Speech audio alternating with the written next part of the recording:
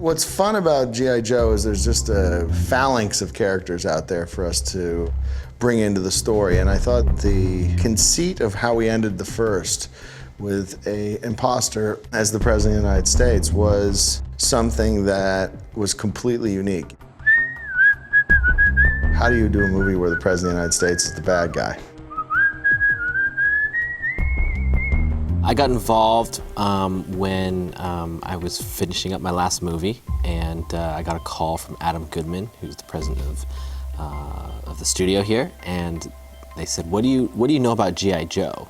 And I played G.I. Joe a lot as a kid, so I rattled off all the information I knew. I loved the toys, I knew I loved the comic books, and I said what I thought a new movie could be like and how that could fulfill that idea.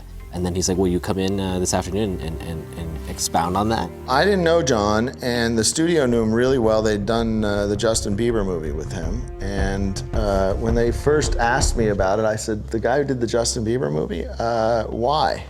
What do you guys see? And they were like, no, he's really talented, he's really creative. And I said, okay, that's interesting. I'll meet him. We sat down and had a long conversation about what it meant to be a hero, what it meant to be a leader, and how that was reflected in G.I. Joe.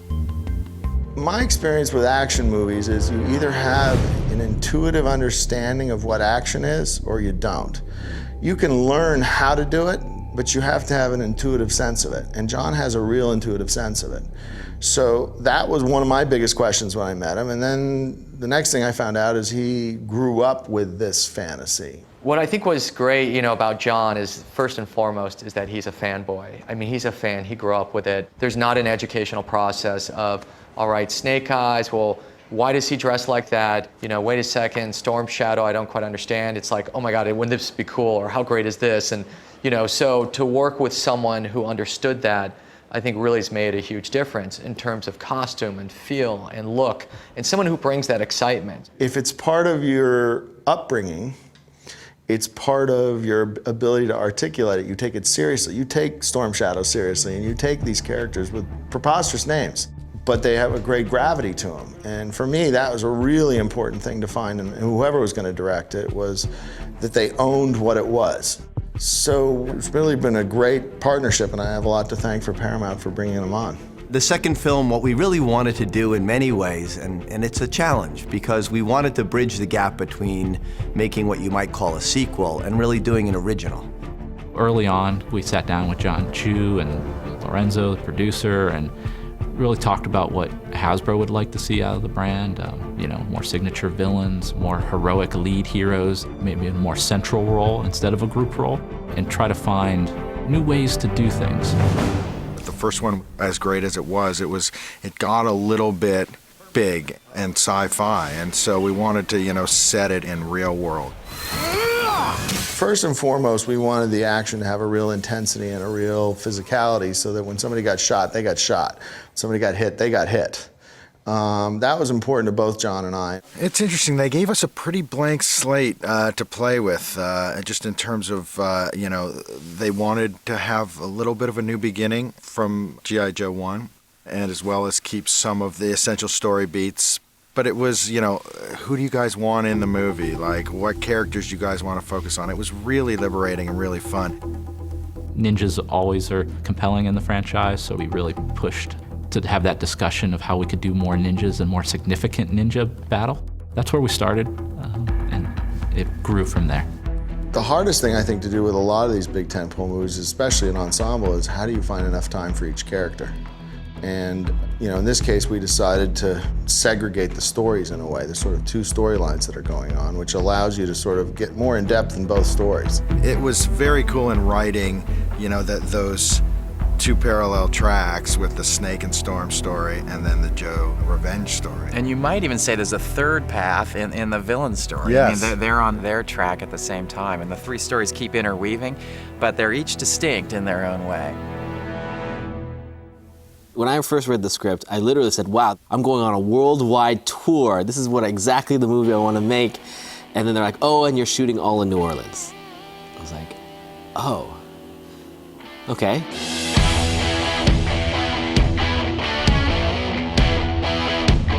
Films like these, the secret to efficiency is containment. So we sat down and said, okay, we obviously can't do all of this in the actual places, so let's look at a reduced second unit approach to some of these places and try to base the movie in one place. So we flew out there and did all these location scouts, and amazingly we found a desert pit there that we could mold in any way we wanted to. We found places that really double as so many different, from Japan to Washington, D.C. streets. Instead of the president having his summer residence in New York, for example, we said, what about if he was a southern president, and instead of having a big mansion on the Hudson, how about a plantation in the South? And without really any loss in terms of the storytelling, that seemed to be okay. One of the big things we found was this NASA facility. It's 40 acres indoors. We got free reign. I mean, it was like shooting on a giant movie studio. We built huge sets. The prison we built all in this thing. You would walk in the prison and you think you're in the middle of Germany, and we're actually completely indoors. It was insane.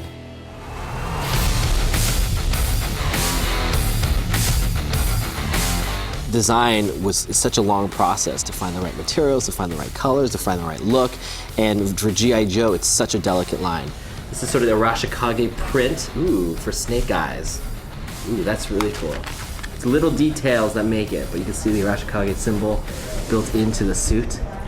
We've done it on all the Hasbro films, had a designer embedded into the art department, and this is just another opportunity where it's worked out well. Having a guy who was from Hasbro at Paramount, we were able to really separate these characters. So it's, it's not just an army guy, it's Roadblock, or it's not just a ninja, it's Snake Eyes or Jinx. And if you look at the film, each one of these characters has a very different and very, very unique look. We have some Joe vehicles, some of the fun things that we have. The Archangel, in this version of the movie, we wanted to feel like the way we used to play with Joes when we were growing up, in the mud, in the sand. So as you'll see, everything has a much more real, sort of grounded existence in our world. We have the Cobra Fang. This is what Cobra Commander flies in, and what's cool about it is we have these sort of jet engines back here. It uses the propellers to go up, and the engines sort of flip up and they take off. You're building a world, and building a world from the ground up is pretty daunting. There's a delicate balance of finding our own thing in it and making sure that we stay true to the soul, the essence of what G.I. Joe is.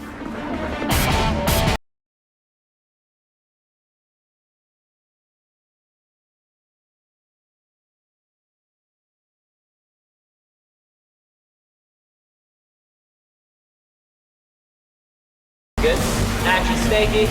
We're having a great costume test and hair and makeup, and it's exciting because you're getting to see everybody starting to put on their gear, which makes everybody feel like they're going to do some shooting and banging up around with people. You can see everybody sort of becomes boys and girls today. Let's start with singles. Who's ready?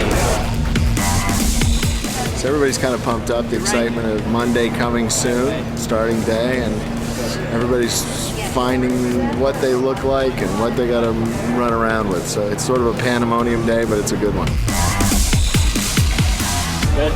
Yeah, nice. 2, 1, action.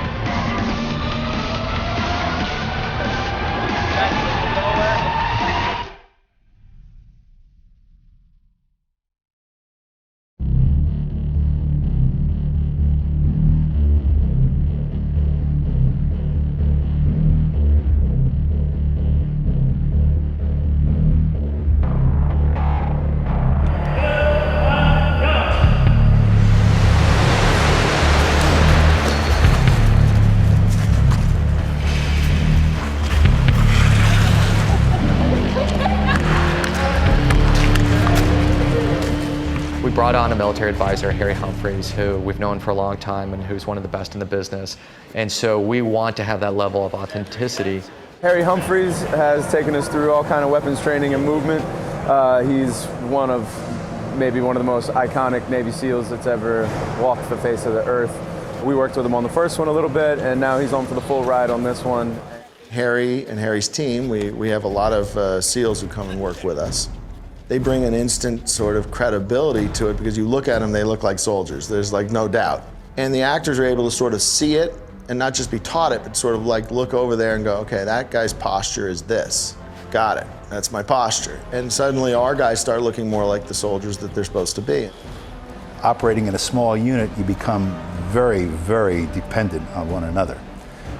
The guy next to you or the gal next to you has absolutely got to have your confidence and vice versa, because you're putting your lives on the line in such a manner where you're going out with 10 people, where typically a company or battalion or regiment would be out there.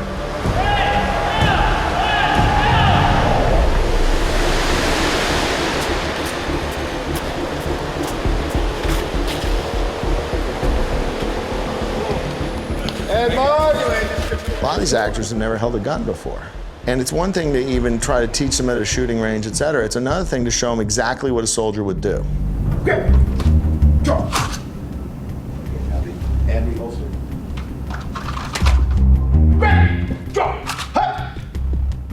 Harry has been invaluable to my training in preparing for G.I. Joe. Harry and all of his boys, by the way, those guys have been really invaluable, and they become family. He is really a master at his craft, and he can take somebody like me who, you know, I don't play with guns. I don't have one. I don't even know, you know, anything but the trigger, really. And he kind of made me feel like a pro at it. And you know, you military guys watch this stuff, and I know from some previous experiences, you have to make sure you look good. You have to make sure you're doing it right, or else they're gonna go, I'm done with this. And so that's part of my job. Today's audience is a sophisticated audience. There is a large percentage of the audience that knows what proper gun handling is and what it looks like. I mean, even if you've never seen anybody handling a weapon before or moving tactically, you can tell who's smooth and comfortable and who's not. So there are certain key issues that you've got to instill in the actor to make that actor look as if they're comfortable with the weapon that they're carrying, or how they move as a unit. Watch your cover now. Make sure you don't sweep the man in front of you. Basically, anytime I have to do anything, I do it wrong. And then Harry says something that I won't repeat, and then I do it again the way he told me to. And then bring it in. All right? Chamber, go. There are a lot of things. I mean, it was like how to holster a gun, how to pull it out correctly. Guys who have been doing this for years are gonna watch and go, okay, that's how you do it. Gliding, very good.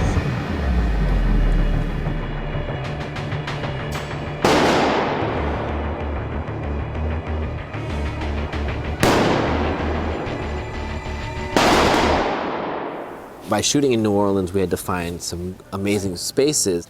At first, it was a little scary because we couldn't quite find anything. And when we went to this NASA facility, we walked into the VAB building. This place was huge, 200 feet high. You could not have designed a space more perfect for this weapons depot than this place. There is actually a rocket in there, an existing rocket that we've used as, you know, the rocket to carry the nuclear weapon, the warhead. So we went in and said, let's have them, you know, rappel down the face of this rocket.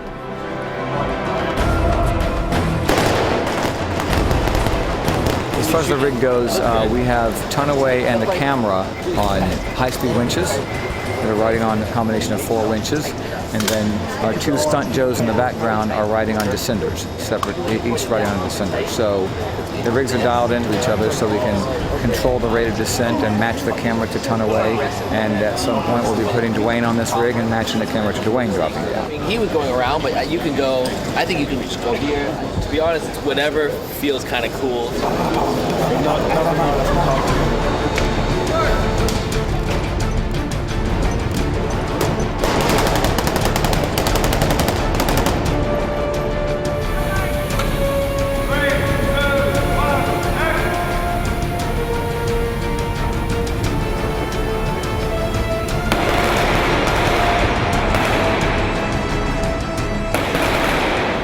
I loved working with the fight choreographers and our stunt coordinator because it really is a group effort. I have a certain amount of ideas, I share with them the design, the look, the thing that I think it should be, and then they take that, work with their stunt guys, and they basically choreograph something and try to be as creative as they can. And they shoot it and all that stuff, and they come back to me and I watch video of what they shot and what they're doing. And then I get to be creative with them. And I get to say, well, what if that box didn't fall? What if it stayed up there and instead they hit him with a bat and the box opened and there's ninja stars everywhere and they start throwing those ninja stars. And then they take that and they run with that. So it was a really great process.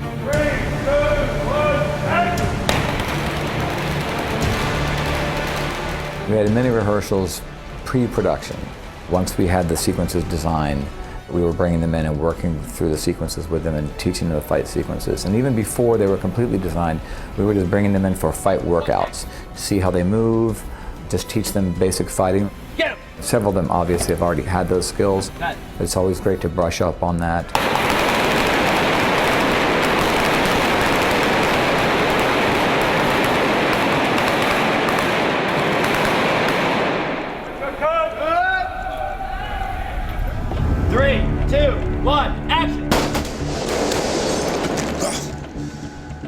I know. That was good. That was good. In a scene like this is where we establish Roadblock and his fighting style. It's great just, for me, just in terms of action, because we're able to not only firing weapons, but also hand-to-hand combat, whether it's taking a baton and striking somebody in the face, or taking a knife, utilizing his vest that was specifically made for him.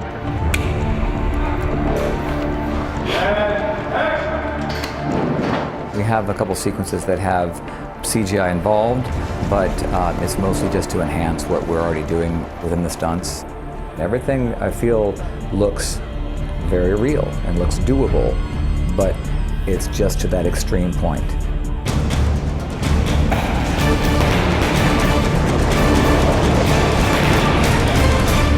That was good. That was really good.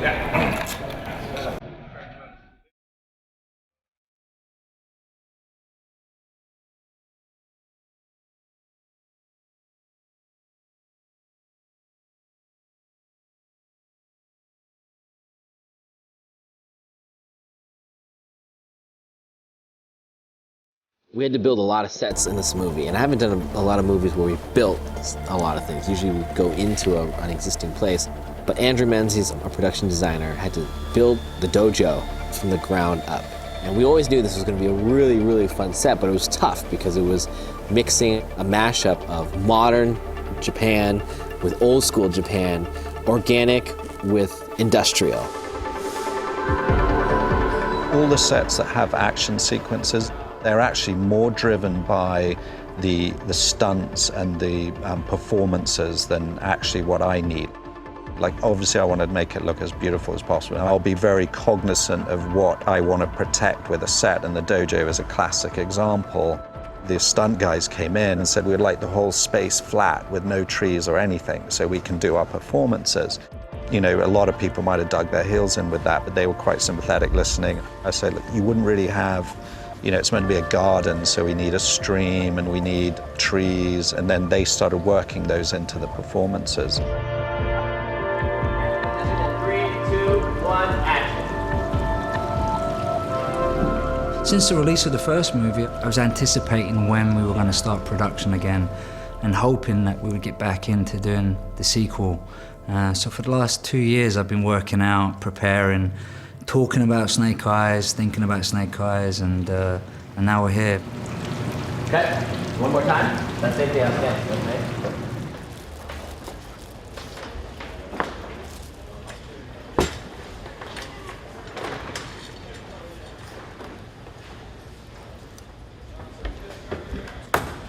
The unique thing about this character, I think, for the G.I. Joe fans and for the franchise, is that the Blind Master has been a character mentioned in the comic books before, but he was never shown on the animation. So there's no real face to this guy. This will be the first physical appearance we get of him. Your heart should be as light as snow, yet your spirit as strong as an avalanche. Good, good. The first big fight sequence that we did on this movie was the Snake Eyes and Jinx fight in the dojo. That was a very intricate and, you know, long fight sequence to work out because it's really detailed. There's a lot of elements to that. And we worked very, you know, closely together on that. Thomas had great ideas on that. He'd map out a certain sequence of it, then we'd look at it together and we'd tweak it and we'd show it to John and get John's input on it, and then we'd involve the actors with it and get their character inputs on it. But it's all based on, you know, character. All these fights, everything is character driven. Everybody has their style. This is one of the things that got harder on the day, because when I was rehearsing without the blindfold. I'm black belt of karate, so I'm familiar with martial arts and fights, and I did some other action movie before. So I was a bit familiar, but when I arrived here, I realized that I have to play with two swords, which is completely different, because I never had to fight with any weapons like this, so I was a bit nervous. Scared, huh? Are you scared? Don't be scared. We had such complicated fights for her that she actually got very scared, talked to me personally and was like, I don't know if I can do this. About a week and a half later, I came back and she was amazing. 2, 1, action! 2, 1, action! During the training, I had some, you know, bad moments, but I think at the end of the day, I managed to do something with them, so I'm happy. Challenge accomplished. I got you. Don't worry. The dojo sequence was a lot of fun. I mean, I think I lost about 10 pounds every day being on that set. Awesome. 2 months before production, I bought this elevation mask, and it looks like one of those old World War II gas masks. Basically, it just restricts the air that you're allowed to breathe in. I was using that at home, going for jogs. I think my neighbors thought it was a bit crazy. Because of the first movie and because of the suit, I wanted to put myself through the most extreme sort of workouts and situations to be prepared, but nothing beats actually wearing the suit, because no matter what I've done and prepared, wearing a suit for the first time has been a big challenge. So in my first meetings with Ray Park, I sat down with him and I said, did you have any issues with the suit last time? What would make your performance better? He's like, well, I couldn't move a lot in that suit. It was really difficult. So we had to basically start from scratch for Snake Eyes. I mean, that suit is very, very difficult, because not only does it have to look good, it has to look good at night, it has to look good during the day, and it has to be practical. You know, Ray has to be able to do all those moves. It has to be able to do all those stunts. Cut! The problem with superhero suits is they're not comfortable. They just never are, you know? They always restrict your movement. In the first movie, it was hard to tell if that was supposed to be a protective suit or integral to his body. So what we wanted to do was go back to the original, and it's more ninja than organic, like in the first movie. We went through maybe 45 designs. We had futuristic versions where the visors were like this long, this big. Then we had different jaw structures. Then we had different like material of the, did they have padding, did it not have padding? We had boots. We changed some pieces of armor where these are really hard pieces, his pecs and over his shoulders. And then we added, you know, softer elements, more rubberized pieces along the side so he could actually move, and yet it still looked like hard armor. And also the color, that we weren't going black, that we were going some black green, and that the abs weren't going to be these cut out little boxes, but they were going to be functional belts that clicked in. So it came down to the sort of convergence of functionality and beauty, really. That it was badass, but functional. And the more functional we made it, the more badass it became. The kids are gonna dig it. I mean, it's gonna be a #1 wish list for next Halloween.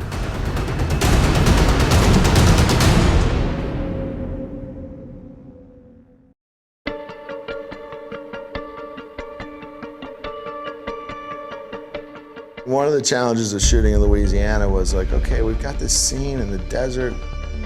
It's not identified as Pakistan or Afghanistan, but it's in that, how are we gonna do the Hindu Kush in Louisiana? And we found this pit. We got very lucky because we used an old gravel mine. When they mine gravel, they take all the small rocks out and they leave sand. So we had a 40-acre space of sand. Troops in contact, need air support, over. We both swing out at the same time, that might be a cool thing. That'd be cool. You know what I mean? Like us two together? It was a great way to start the movie, ironically, because it really like just sort of put everybody at war mentality right off the bat. We were under siege. And you just come back from a good, successful mission in 3, 2, 1, action! Where's HQ? No, I got nothing. I'm in the shadows. The temperatures were extreme, the humidity was extreme, and it was our first day, so it really sort of brought everybody together in common misery, and there was a certain amount of fun that comes from that, you know, where we're like, hey, we survived the desert. It was hot, it was muggy, you know, it's Louisiana. August, baby. Bring it on. The conditions were, look, it's not a real desert, but it was really hot out there. It was like 150 off the sand, and we all lugged our equipment in there. It could not have been hotter. I mean, it's about 115 degrees outside, 1,000% humidity. I mean, it's the first week, which is always, you got to get into a rhythm and everything like that. But everyone just pulled it together. I'm kind of juiced up for running stuff now. I'm just like, yeah, we got purchase now. We don't have to like swim through the sand. God loves me. Yeah, let's do the running goddamn seats. So tonight we're working on the explosion of the landing zone where the Joes are. This is the killing of all our Joes. So we're very excited. It's our first explosion for the whole movie. And we have basically that thing up there, that Hummer up there, we're gonna blow 20 feet up. That's what they tell me, 20 feet this way. We planned and planned and planned for this. We storyboarded every moment. We looked at every explosion, and there's a lot. And with explosions, there comes a danger. So we have to be extremely careful. You can't just go and shoot. We knew before we ever rolled camera exactly where everybody dies, when everybody dies, what charges are going there. We had everything marked out on our maps, and as we were walking through it, we'd add something or take something away or add more people here. And that was all done during a several-day rehearsal process. Keep checking your wiring, guys. Make sure we're all good. We had our hero charges that were all buried and stuck in the ground, usually the much bigger charges, and then we had charges that we could place anywhere. Special effects guys would run around, dig a quick hole, put a pot down, put a charge right there. Off the side, and this one's off your, kind of off your back. Boom, and they take you out right here as they come through. We've got an excellent stunt team, and at the same time we have to fold in my people who are active duty special boat unit people and Navy SEALs that are doing the tactical movement in the foreground of the shot. But yet I have to keep them out of harm's way of the effects. So the stunt people have to work in the effect region, and my guys are in front of that. So keeping those two zones separated and not having our guys wandering into areas where they shouldn't be and vice versa is a challenge. Get it? You look silly as shit. I know. Eyes on. I was watching.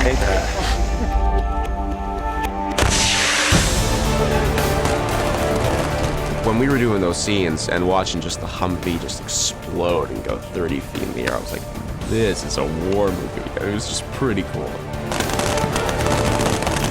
I think there are moments where I feel like I can't imagine what this would really be like if this was all real, and 10 times as horrific. And then there's also moments where I'm like, I get to play soldier right now. I'm getting paid to do this.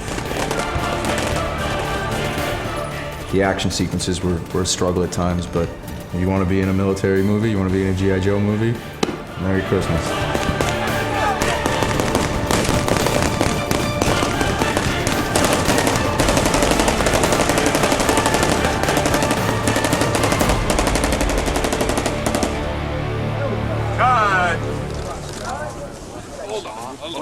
That was great, guys.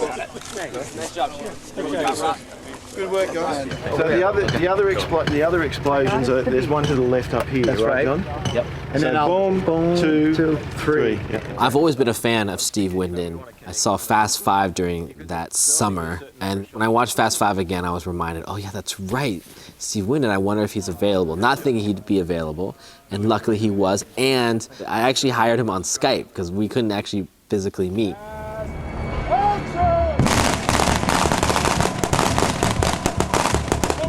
We all saw Fast 5, and what we loved about it, it had a great look, but it had an energy to it. It had a vitality to it. which was one of the things we wanted to bring to this story. So we met several people and we ended up selecting Steve. I'd never worked with him, John had never worked with him. Steve's done a fantastic job in coming together with a lot of creativity and keeping that vitality so that things don't feel studied or just pretty. They're pretty, but they're moving. He has so much sort of experience and confidence in what he does that he's open for playing around. He wants to try new things. Every scene, different look, every scene a different way to shoot the action.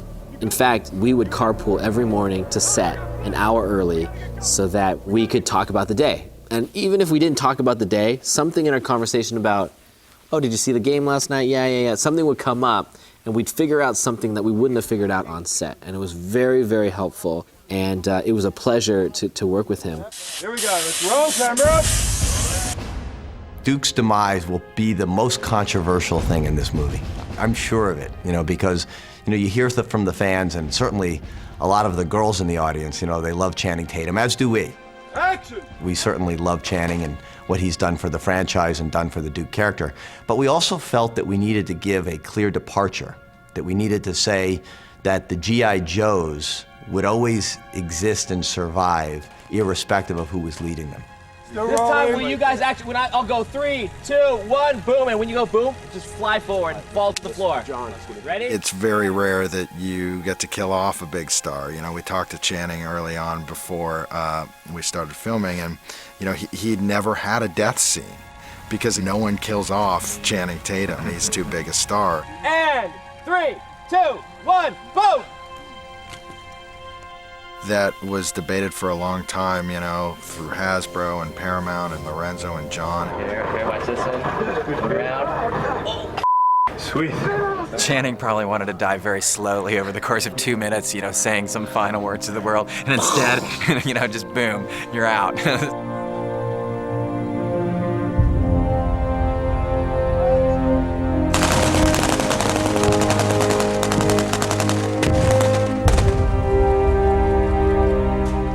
Channing was actually the biggest fan of the idea, and he loved the idea of the sudden death. He just thought that was really cool and unexpected, and so when he was on board, we knew we were onto something.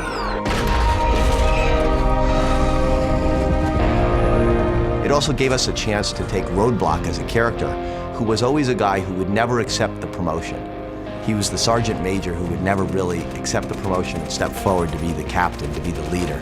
And now he's forced to do that in the scene where Duke meets his demise.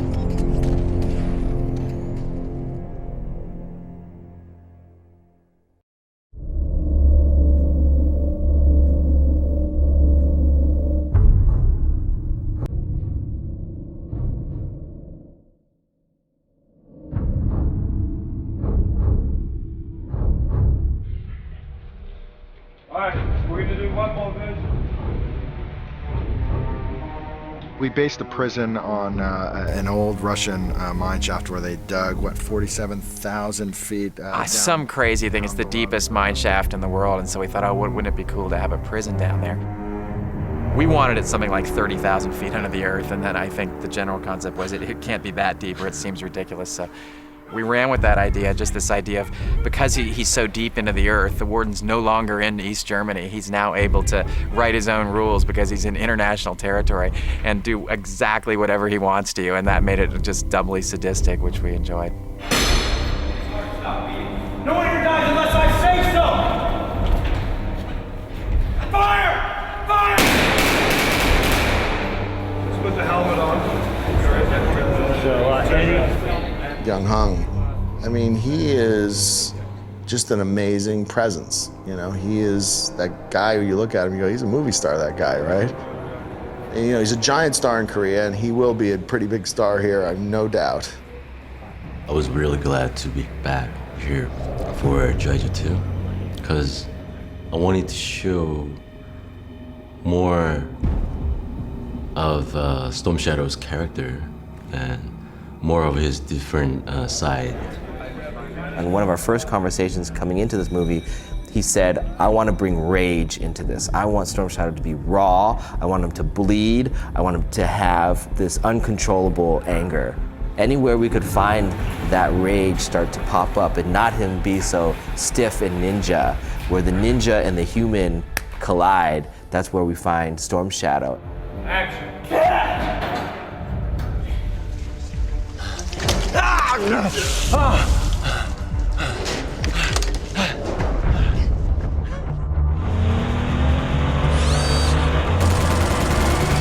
Firefly's always been a favorite character of mine in terms of the bad guys, and this is the ultimate entrance. If you're any actor and you're playing a bad guy, this is probably the entrance that you want. It's pretty badass.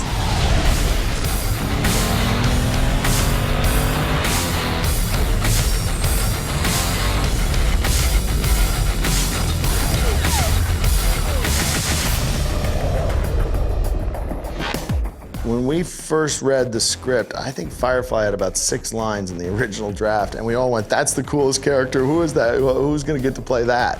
It was weird, there was something so fundamentally badass about him. Making most things go boom by 9 a.m. than most people do all day.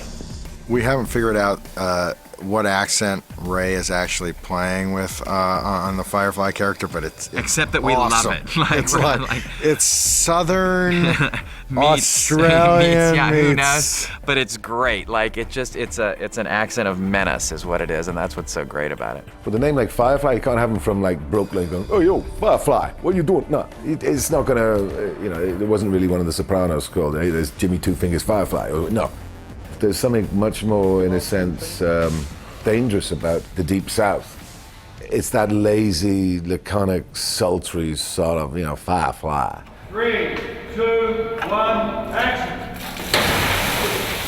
John Chu had this idea that Cobra Commander, when he's in prison and he collapses onto the ground, he's looking for an oxygen mask to put on, and the one that he puts on becomes the inspiration for his ultimate mask. So he goes to put this thing on his face, and we see it for just a moment, and it's very reminiscent of the mask that he ends up designing for himself not too long after.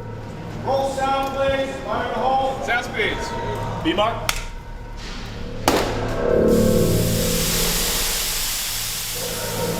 We are at the Cobra Command Center. It's the first time we get to see the new Cobra Commander. It took us a while to design both Cobra Commander's look because we thought it was really important as a fan of Joe growing up for Cobra to be the Cobra that we remember. The one that we feared is he's one of the greatest villains ever written. So to me, his costume needed to represent the power and what he was to me as a kid in my mind.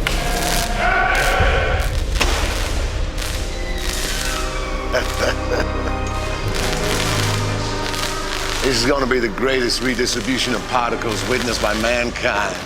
All we've been missing is our commander. Surprisingly, Louise and her team designed a couple things in the beginning, and as soon as I saw them, I was like, that's what I want Cobra Commander to be like.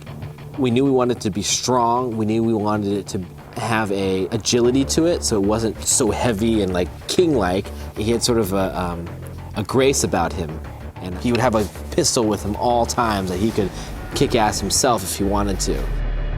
The iconic mask of Cobra Commander definitely needed to be done a little differently for this next film. The tone of the film is completely different. With the grittiness, with the character differentiation that they had, it only made sense to bring back the classic Cobra Commander. This is an origin story for Cobra, really. So where does the Cobra Command Center begin? And this is sort of the center of that. We wanted to find a super industrial place where you could build super secret weapons that could destroy the world, of course. And we wanted to establish the Cobra logo. So our production designer, Andrew Menzies, created this really awesome place. We're actually at a real NASA facility, which is even cooler. We get to use a lot of the real things that have built things that go into space. And we get some fun. We get to establish some Cobra troopers here, too. They get to be creating their army here.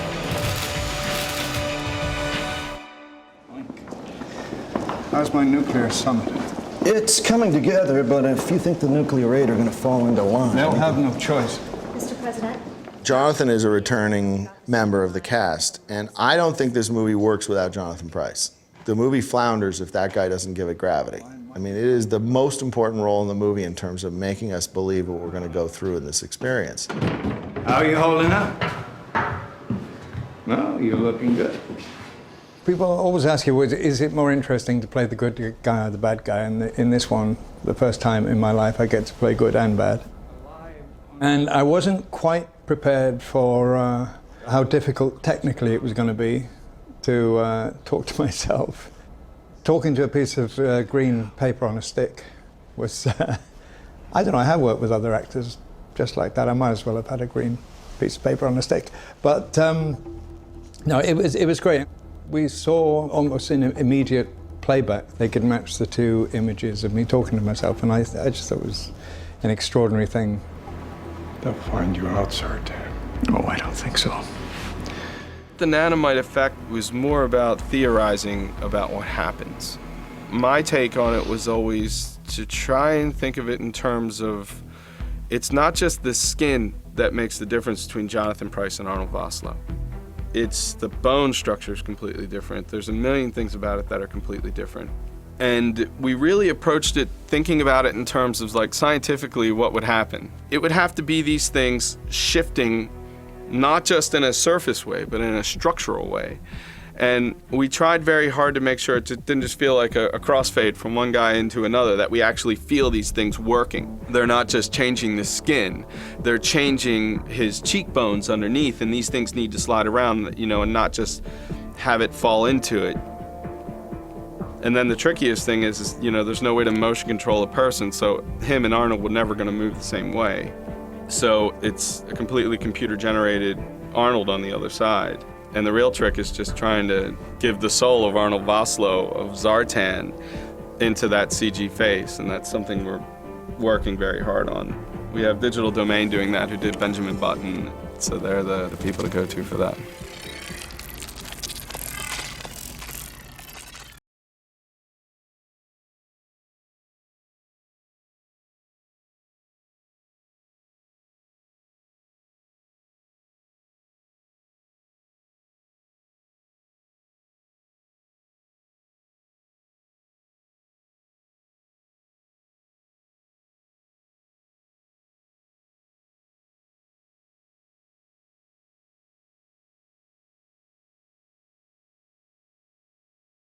Everybody really fast. And what was interesting is after that experience, coming back to New Orleans to shoot the rest of the movie, a lot of the Joes, the young Joes who died in the desert, then left us.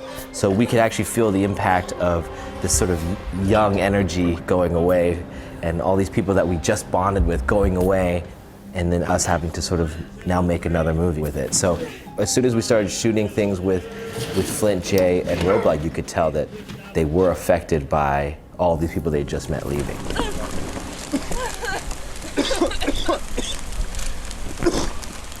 We actually created 2 desert areas, but because we could mold the sand, we created that area where the explosions were and the aftermath, which was literally right next door. You can't see it in the movie, but it's the same look, but a different place, so that we could go back and forth. We only had a certain amount of days to go back and forth and shoot the aftermath, shoot the explosions at night, shoot the aftermath, shoot the explosion at night.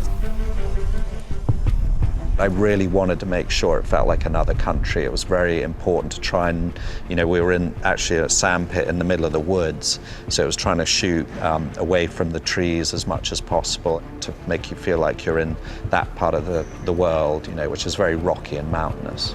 You know, most movie resolutions is to paint it and blacken it and get junk and things, but we really wanted a real burnt, destroyed look. You know, I got a lot of friends that are in the army and things, so I didn't want them to watch it and go, this doesn't look real. There's nothing here, or here, or here, or here, or here, or here. Nothing here. Don't tell me what we need to do. Even as an actor, I have to tell you, you see that set, and it was so easy to be that emotional because it felt so real.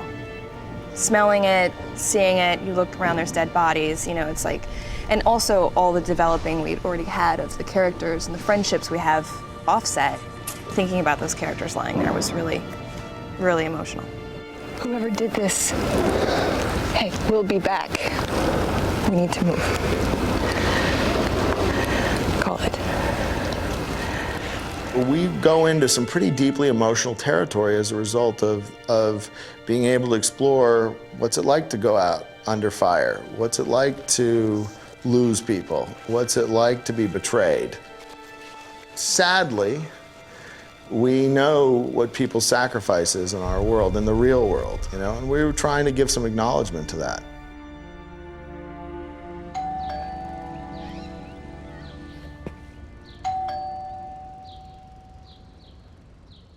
The character of Joe Colton, he wasn't in the original drafts, but it became clear to us that you know, the opportunity to create the iconic Joe figure, you know, Joe Colton, the founder of the G.I. Joes, was so enticing that we decided to do it. Now, who to cast as Joe Colton, the one who would embody the soul and spirit of the G.I. Joe? One, action. Only one person came to mind, and that was Bruce Willis. Never thought in a million years that he would actually do it. Merry Christmas. Makes you wonder about your neighbors. I'm not sure I would say that I'm doing it because of the action in it, but more because of the G.I. Joe of it all. I still remember playing with G.I. Joes all the time. And now to be a grown man who could play General Joe Colton really is an honor for me. It doesn't seem like I'm playing a character. It feels like somebody that I know.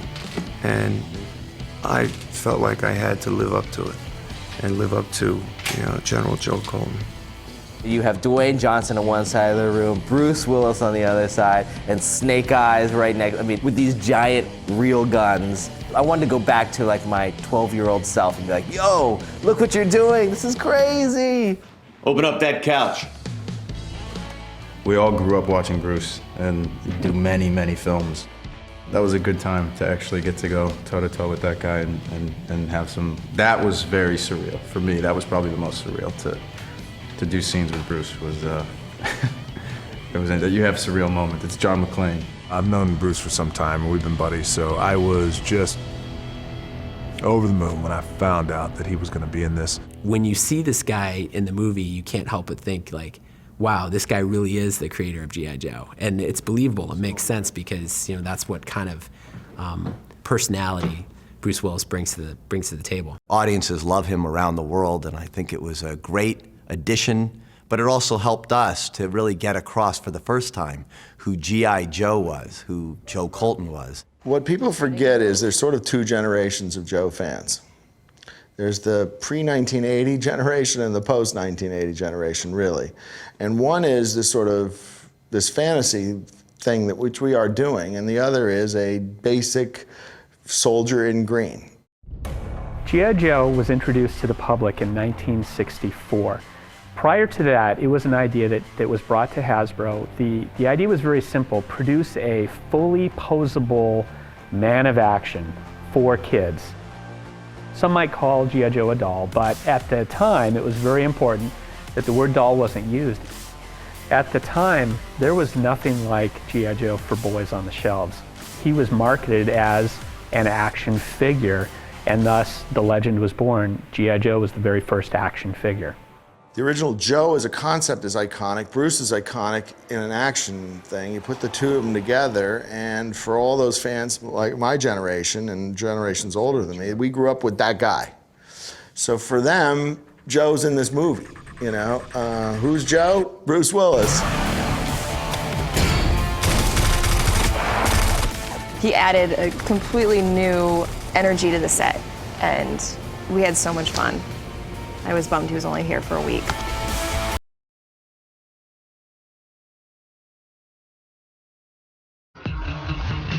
We had more of him in the movie than the time we had to shoot with him. So it was just like constantly going, constantly. But Bruce is very accurate, obviously, at his acting. So we didn't take many takes to get what we needed, unless he wanted to try some things with it, which was always fun to see him try some jokes. You all right? Yeah, you all right? My cholesterol's a little high.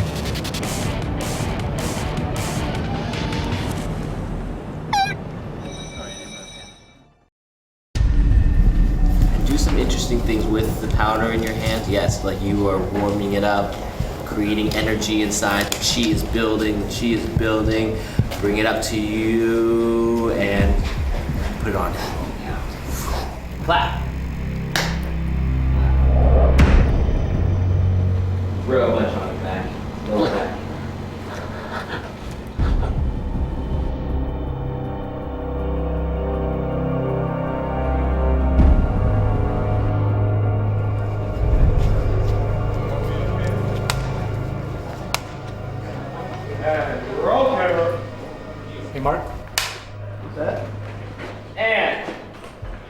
2, 1, action! Knife!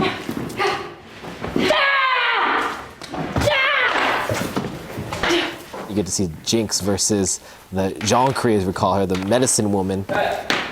And that's really fun because she's a real world-class fighter, martial arts person. So, and she's actually the mother of one of our red ninjas, which is really cool. 3, 2, 1, action! It's the first time on film, so she got to show her stuff off, which was fun.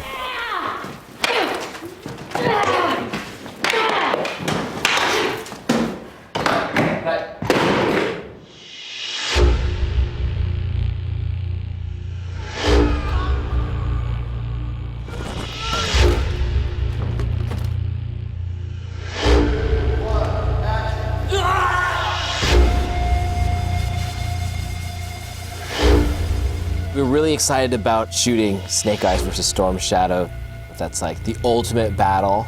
At first, in the scene, you know, it was in this big room, it was all crazy, and we ended up being like, you know what, let's just keep it simple. Let's just keep it a hallway. Mano y mano. The tricky part is Snake Eyes has to take him alive. I was talking to the stunt team and the fight guys of what way we can make it look cool, me shooting ninja stars out of the air. The way BH was throwing it at Storm Shadow was cool. It was so cool. It was like a cartoon. It was like watching it firsthand myself. So I just reacted as if I was punching the stars out of the air, and it was a lot of fun to do. As you know, this kind of genre needs some exaggeration, of course. So in real life, it doesn't make any sense. I was told I went through 400 rounds of blank ammunition yesterday. The prop guys have been very nice and they've let me keep the ammo, and I'm going to do something really creative with my kids. Do some arts and crafts with the blank ammo. Byung-hun Lee is an amazing fighter in his own right. He trained for so long to make sure he knew the fights, and he gives it his all. And same with Ray Park. Obviously, Ray Park started as a stunt guy, I believe, back in the day. And action!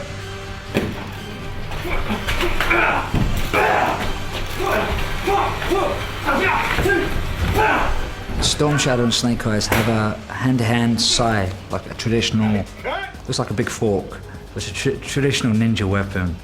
So I had to revisit that because they taught me a little bit on the first movie, and I've never used a sai before until then. So I had to practice and remember what the old ninjas used to do in the older movies. But this was a different take. It was nothing over the top fancy. It was more gritty, hard, you know. And action! It'd be like two brothers or two best mates just having a fight over a girl.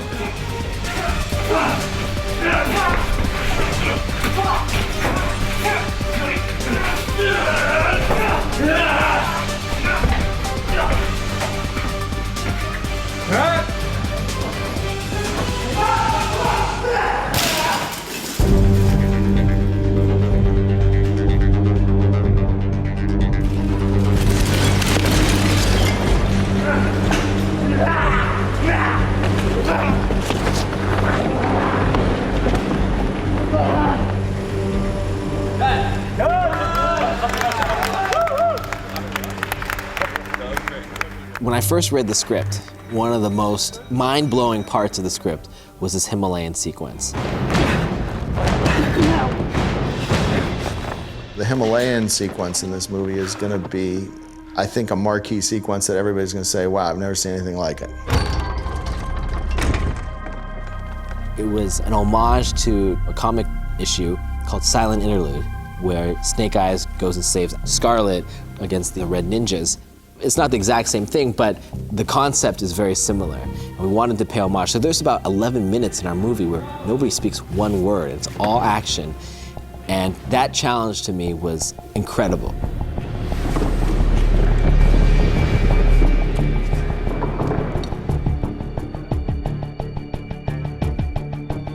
We did a really extensive previs because we had to know every shot. That section was the most planning for any one section, for sure. We didn't want these people to feel like Superman.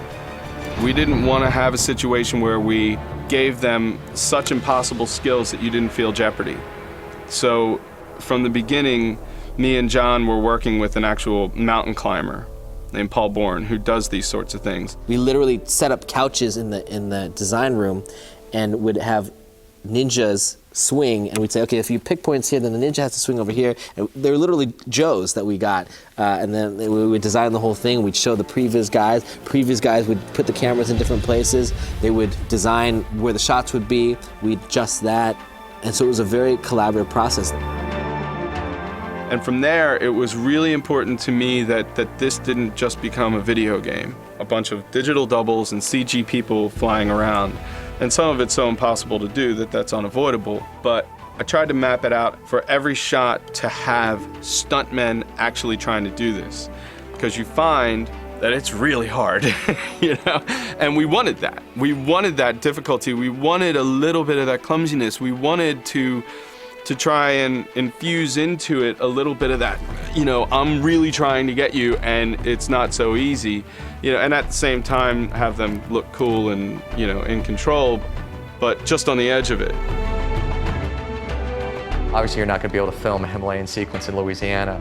So at the very beginning, before we started official production, we sent a crew up to Vancouver, to Whistler, where the ski area is, up into the mountains there. And they went up into the mountains and they did the most amazing rigging you've ever seen. It was incredible to see that weeks and weeks of setup, getting a hook from one end of a cliff to another, how long it took. Steve Ritzy, who was our stunt coordinator, is just one of those guys that's like, we'll do this. We can do this, you know? And it was just sitting down with him and literally going through everything shot by shot by shot, and then figuring out how we were gonna film it. A lot of prep work. It was very involved. It was, you know, a couple months of rigging in the mountains. We had huge high-speed winches that were flown up to mountaintops and you know, based and anchored down into big snow anchors covered with big tents and thousands and thousands and thousands of feet of line going out. We had 1,000-foot zip lines that went between two peaks, and then all the lines to run those zip lines and the performers on those zip lines. And then when we came back here, we were able to replicate a lot of that on stage. We took over an area of NASA and put this giant green screen, and our ninjas were swinging all the way across. It was about 50 feet high and about 150 feet long, with these huge trusses of lines that were going back and forth. And they were all programmed, and we literally sat down and mapped it out, went shot by shot by shot, exactly how the guys need to move. It is a ninja opera. They are anti-gravity Jedis with samurai swords. It's everything that a kid, when I was a kid, I would love to see.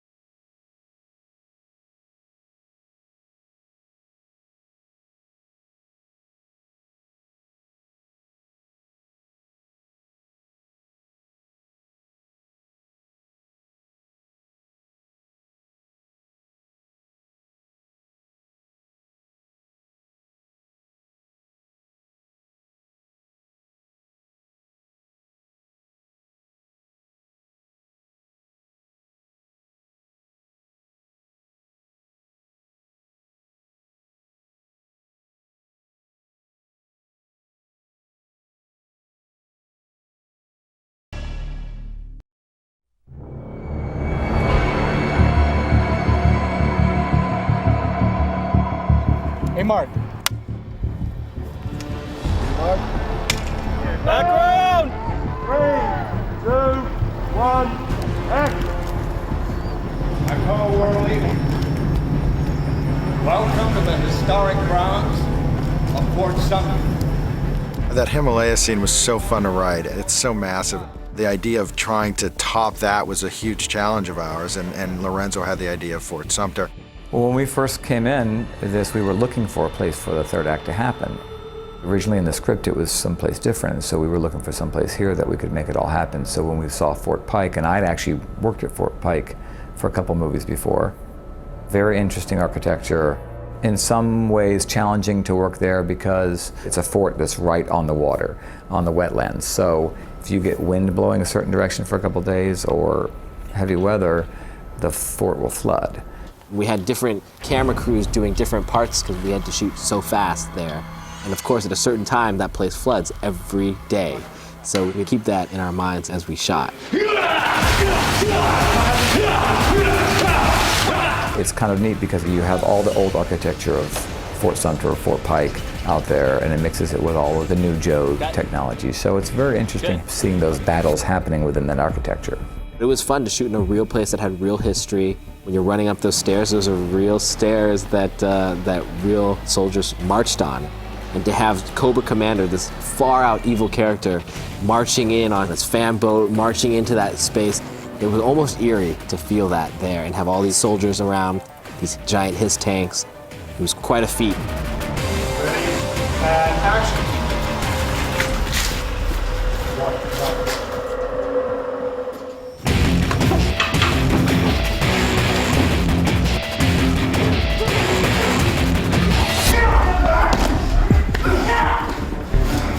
Mark.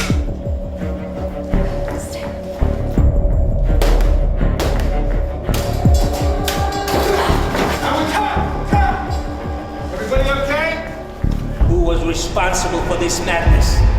Originally we were going to shoot in the War Museum, and then it worked out that we couldn't afford it, so we put the money into building a set.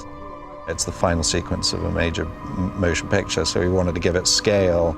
And I love depth, and it's just space, so it doesn't cost the production that much money to do, so I just took full advantage of the stage space.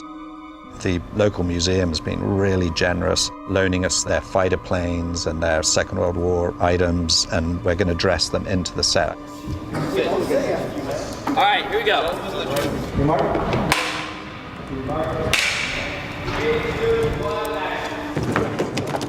Do not do this. There can be no winners. High score.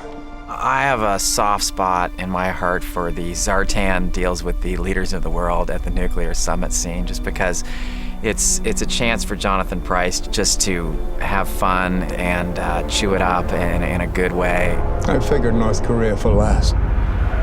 Gotta love the little guy. Jonathan just knocks it right out of the building. I mean, he's just awesome. And with a force significantly greater than a nuclear warhead. None of the fallout, all of the fun.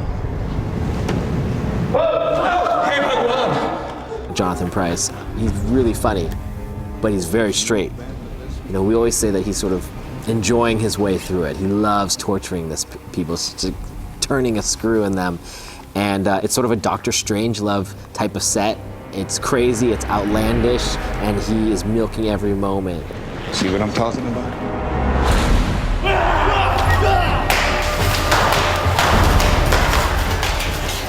That was a great sequence to do, and also a great sequence to watch. BH and Elodie do their sword play, and it looks as if you're looking at a speeded up film. They do it so fast, and I'm in awe of them. I just think it's extraordinary. They work incredibly hard, and I know BH is looking forward to the film being over so he can eat junk food again.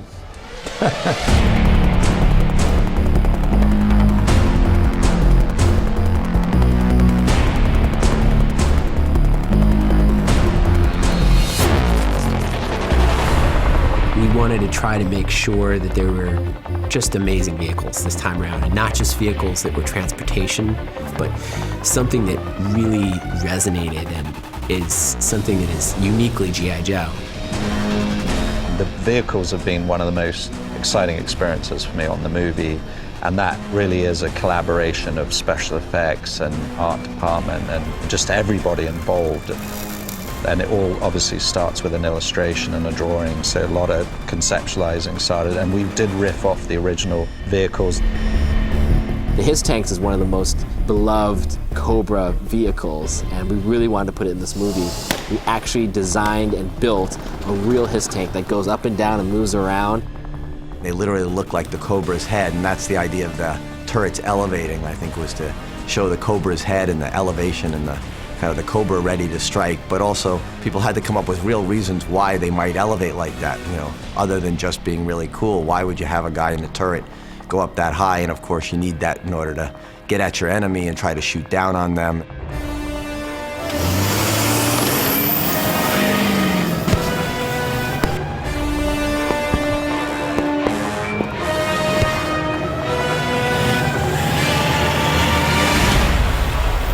We have two different kinds of tanks.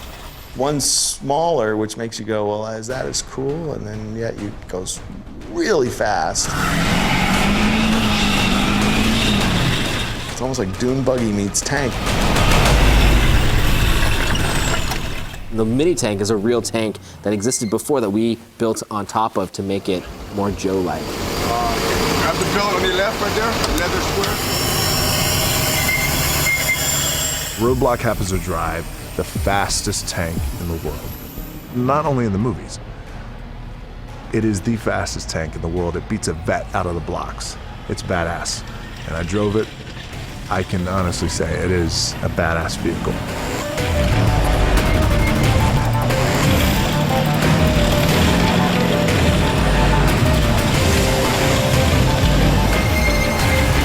Not as good as my pickup truck though, but it's badass.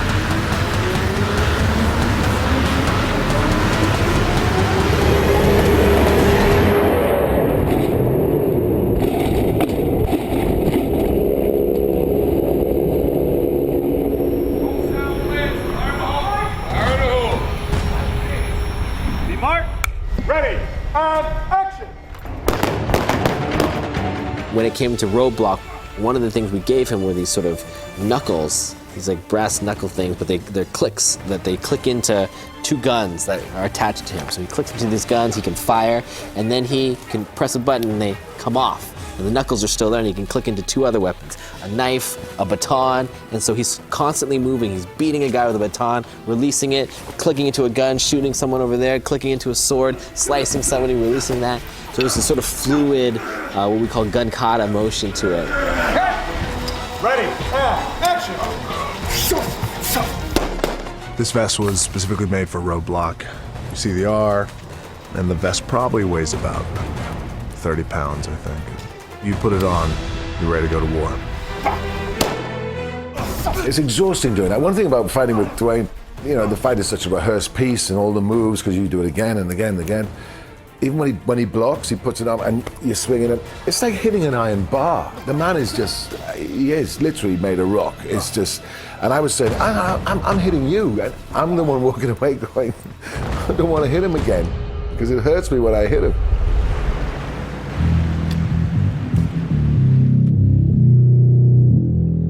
When you first get into filmmaking, you can't imagine doing your dream job this early. You can't imagine being able to actually say, I want to build a HISS tank and have it be there. Or Snake Eyes, one of your favorite characters as a kid, let's redesign it and redefine it for a new generation of young people. In general, these kind of movies are like you get to be a kid again. But to actually be a kid around something you were a kid around is pretty cool.